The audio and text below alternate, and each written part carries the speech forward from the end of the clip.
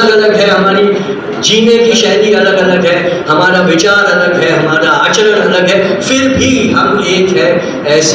ऐसा जो एक प्यार का धागा होता है, उससे वो बंधे जब रहते हैं, उस समूह को राष्ट्र कहा जाता है। खाली जमीन के टुकड़े को राष्ट्र नहीं कह सकते, उसका कोई मतलब ही नहीं रहता जब तक वहाँ 2 से ज़्यादा व्यक्ति एक साथ रहने न लगे। परिवार भी तो वैसे ही बनता है, वरना परिवार घर कैसे बने। और इसीलिए ये ज़रूरी है कि नफरत के इस राक्षस को मारने के लिए हमने हमारे समाज में प्यार और मोहब्बत को जिंदा करना पड़ेगा। हमारे दिलों में प्यार और मोहब्बत को पैदा करेंगे तो नफरत को मार भगा सकेंगे, और ये सबसे ज़रूरी है। और इसीलिए आप सबको भी मैं ये कहता हूँ, अपने दिलों से नफरत हटाओ, अपने दिलों से निष्क्रियता हटाओ, अपने दिलों से उदासीनता हटाओ। क्योंकि 42 में अगर हमारे पूर्वज उदास होकर बैठ गए होते कि हमारा तो नेतृत्व पकड़ लिया, अब हम क्या कर सकते हैं, अब तो अंग्रेज हमारे ऊपर हुकूमत करता ही रहेगा, तो आज भी हम गुलाम होते। आज जब जिन लोगों की स्मृति का सम्मान करने के लिए हम यहाँ आए हैं, वो सम्मान करने की लायकात हमें अपने आप में पैदा करनी है। ये हमारा सबसे बड़ा कर्तव्य है।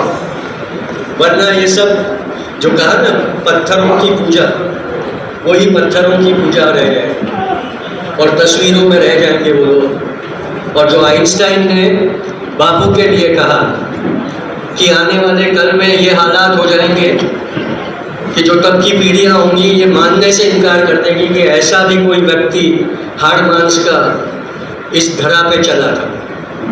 सिर्फ 75 साल में हमने उसका वो शक सच्चाई में पुरवार कर दिया।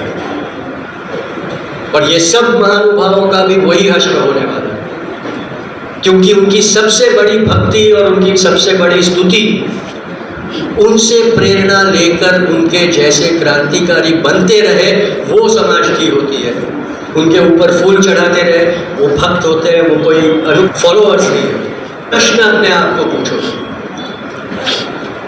मैं कौन हूँ, मेरा क्या कर्तव्य है, मेरी क्या शक्ति है।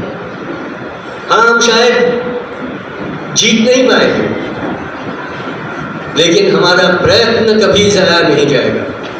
क्योंकि जब लड़ाई में जीत होती है तो जीत का सहना भले सेनापति के सर पे बंधा जाए, पर उसमें हर वो सिपाही जो ईमानदारी से लड़ता रहा, हर वो सिपाही जिसने घाव सहा हो या ना सहा हो, पर डटा रहा, हटा नहीं, उनका सबका श्रेय होता है। इसलिए आज जब हमने सारों के वंशजों का सम्मान किया, तब ये ज़रूरी था कि उस सम्मान के पीछे जिनकी याद लुप्त हो गई है, वैसे भी जो स्वतंत्रता के सिपाही थे, उनकी भी याद को सम्मान करते हैं। इसके लिए आने वाले 25 सालों में हमें लड़ना होगा। जब खुद से लड़ना पड़ता है तब सबसे मुश्किल लड़ाई होती है। दूसरों से लड़ना आसान होता है, लेकिन जब खुद से लड़ने का वक्त आता है वो सबसे मुश्किल होता है, क्योंकि हम अपने आप को हमेशा ये बताते रहते हैं कि नहीं, मैं तो बस ठीक हूँ, मुझे कोई और सुधरने की ज़रूरत नहीं होती। लेकिन वो हिम्मत हमें हमारे अंदर लानी पड़ेगी कि महात्मा गांधी, बाबा साहेब अम्बेडकर और ऐसे सब जो आदर्श हैं, उनके आईने में हम अपना प्रतिबिंब देखें और फिर ये तय करें कि हमारी लायकात क्या है।